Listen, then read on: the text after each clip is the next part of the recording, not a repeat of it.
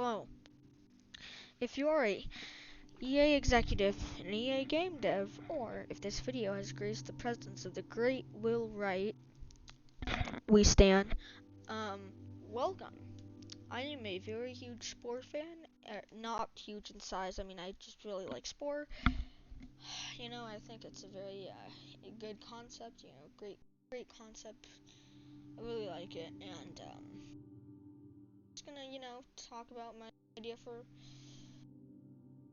a sequel, my concept for a sequel. Go ahead and make it. I'm Storm the Beast. Alright, yeah, hit me up if you like my. Now, I included a part about what is Spore, where this is just kind of explaining what it was from Wikipedia. I'm going to give you a few seconds to read it.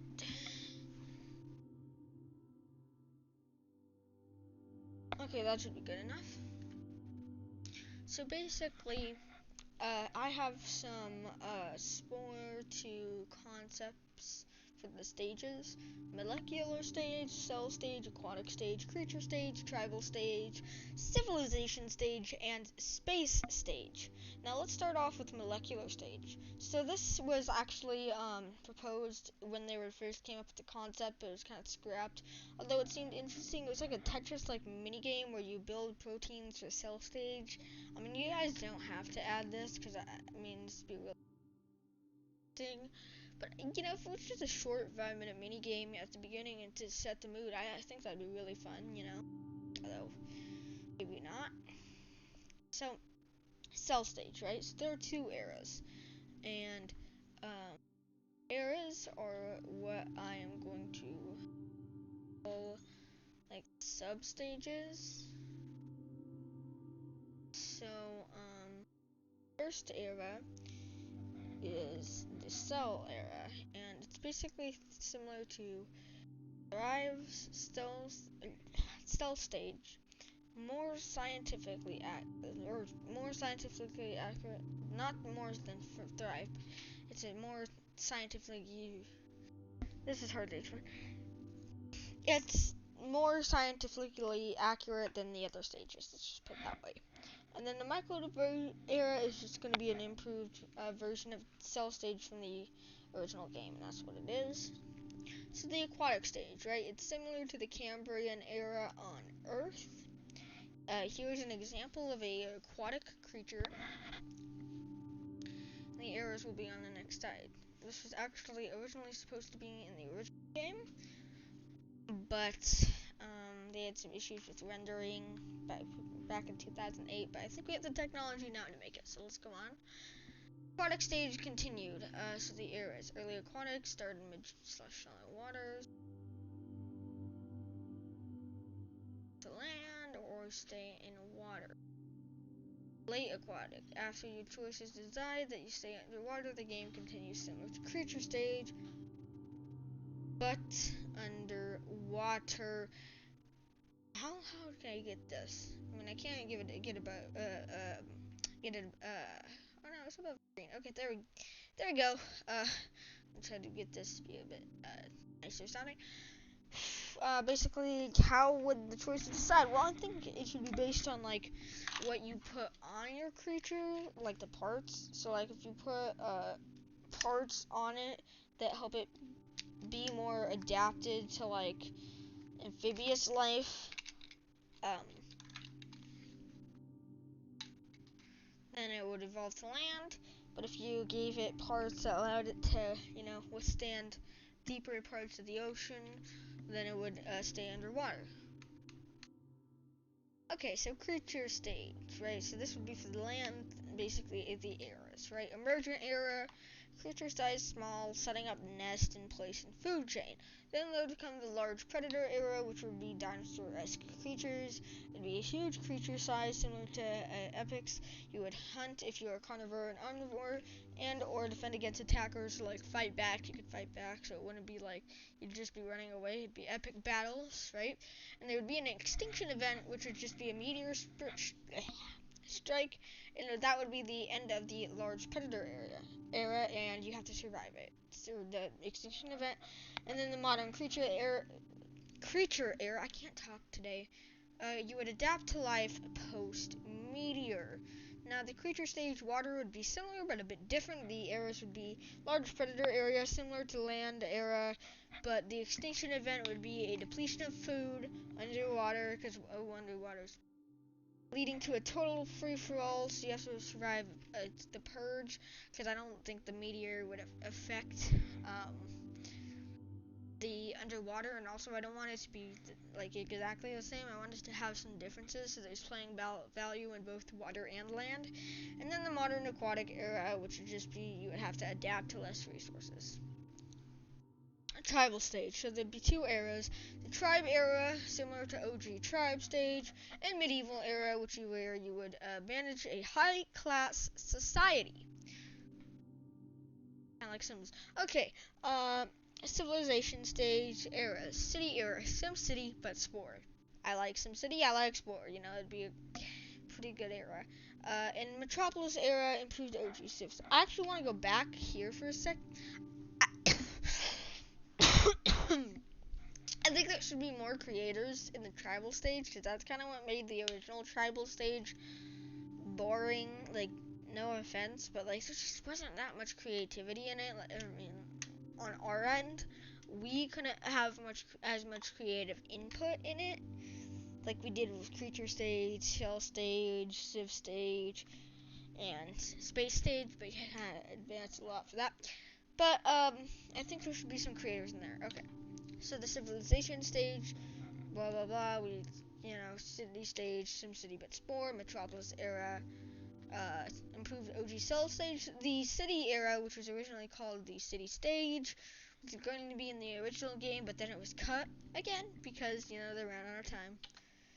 But that's the purpose of this, right? We want to include more cut content and expand on Spore, the original game. Okay, here's where this gets interesting. This is one of my favorite parts right here, especially when we get down to the cake editor. I'll explain that, but I really like that. And I have to pee, but I will try to hold it. This is more important than my bodily functions. If I have to pee, I have a trash can next to me. That'll be fine. Okay. The space stage, right? So it'd be an improved space stage. You could walk on planets to complete missions. I think that was one of the things that made the original space stage kind of somewhat boring a little bit, because you couldn't walk on planets, right? You couldn't go first person experience action yourself. I think you should be able to do that. You could land down on planets and then walk around, right? There should be some Jedi-esque stuff, maybe a race of magical, powerful aliens, or at least a nod to Star Wars. That'd be cool. And then a cake editor. Now this one is a stretch, but I think it's a really cool concept. Bear with me here. Bear with me. Okay. Bear with me. So the cake editor. That would be, I lost my train of thought here. The cake editor, you see, would be kind of just... I keep losing my train of thought. Alright. Focus, Storm. Focus. The cake editor would be after you go in the galactic core, right? Because in the original game, some data miners found a half-completed cake editor. And so I think it'd be really cool if after you went into the galactic core, did the Steve cutscene, blah, blah, blah, blah, blah,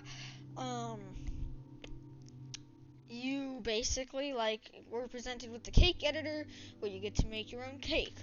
Why? Well, because there's a quote from, I think he's an astronomer or an astrophysicist, but he basically said to make an apple pie from scratch, you must first invent the universe, or create the universe. Spore's motto is, how will you create the universe? I think this would be a really, nice symbolic thing, or not symbolic. It'd be really, just kind of a nice callback that is, you made the universe, you made it. So, I think that's pretty cool. Now, why should you make this, right? Because, how would we get any money? That's the first point. That was actually a really smooth transition. I did not plan that. Okay, so the money, right? So when you guys first released Spore, you got around 5 million copies sold on launch day. That doesn't sound like a lot, but that was in 2008. So, you'd already have like a bunch of OG players coming back for nostalgia. Number two, it's a really great concept if you expand on it and really just fully flesh it out and, get rid of bugs and just make it, no cut content, just make it great. You will have so many sales just from the pure uniqueness. There's so many sales made on the original Spore every day. That's how much people love it. It's a great game. And say, okay, you sell 5 million on the first day. Say you price it for about $20, or maybe how about $40, right? $40. You have 5 million copies sold on the first day. That would be about $200 million you would make on the first day alone. Not to mention the pure uniqueness, you get more and more every day. YouTubers, we got YouTubers now, they would hype it up and everyone would just, get excited and get out there, right? Okay, so I already piqued your interest with money, right? Because money is great, but you know what's also great? PR. Now, bear with me. I mean, no offense when I say this, but your company just kind of doesn't have a great reputation. Like, no offense, but people see you guys as greedy. So, if you make this game with no microtransactions, full game, and have some great DLCs, remake of Spore Galactic Adventures, all that stuff. If you can do this, do all that, and just make it great, and show that you guys can make a great game, people will be like, wow, EA is not a deplorable company, because that's a pretty common thought nowadays. They'll be like, wow, EA is a pretty good company, they can make some pretty good games. Maybe I should go buy the new FIFA game, or something like that, right? So, it would increase your PR. Also, I know that you say, oh, well, Max, this is closed. You make a new Sims game every year. Come on, guys. Make Spore. You got a hidden gold mine on your hands. You just need to tap into it, and then you'll be richer than Scrooge McDuck. All right, you'll be swimming in a pool of money. All right, yeah. Also, I think you should do remakes of the spin-offs, like Spore Creatures, Spore Hero Arena, Spore Hero, the mobile games, and also I know there's a canceled project called Spore Creature Keeper, which seems like a really cool concept, and I really want to play that game. I really want to play Spore Creature Keeper, so if you can make a Spore Creature Keeper too, just make the spin-off, capitalize, but don't make the games terrible. Make them good. Don't just make a terrible standard game. And you know what? Maybe you could even bring back Dark Spore, but make Dark Spore better, okay? Just don't make Dark Spore terrible. I've heard it was. I've never played Dark Spore, but... So if you guys... Okay, I went off on a tangent there, but you see, if you guys can do this, you have a gold mine on your hands. You tap into the gold. Okay, this is like Elon Musk coming up to you and be like, I will make you heir. No, not Elon Musk. This is like having Jeff Bezos come up to you and be like, if you say yes, I'll make you heir to my fortune, no strings attached. And if you say no, that's kind of dumb.